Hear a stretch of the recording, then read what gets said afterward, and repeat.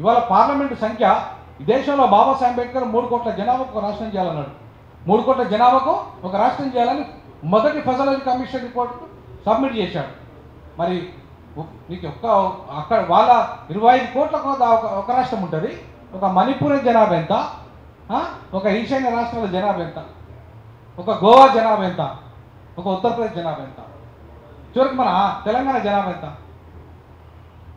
మనతో పోల్చుకుంటే ఎన్ని రెట్లు ఎక్కువ ఉత్తరప్రదేశ్. మన అంత పెద్ద జనాభా కలిగినప్పుడు దేశ రాజకీయాల్లో ఉత్తరప్రదేశ్లో మొత్తం కీలక భూమిక అవుతుంది కదా. ఈ భారతీయ జనతా పార్టీ మొన్న 73 సీట్లు కలిసింది. అంతకుముందు ఫస్ట్ టర్మ్లో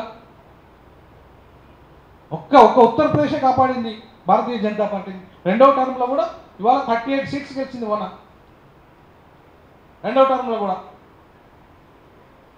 అంటే ఇవాళ 400 సీట్లు వస్తాయన్న అక్కడ కూడా 38 నీకు సీట్లు ఒక్క ఉత్తరప్రదేశ్ ఇచ్చింది నీకు మూడోసారి థర్డ్ టర్మ్ కూడా. నేను ఎవరు కాపాడుతాను అంటే ఉత్తరప్రదేశ్ నేను కాపాడుతాను. బీజేపీని కాపాడుతుంది ఎవరు? ఉత్తరప్రదేశ్ కాపాడుతుంది.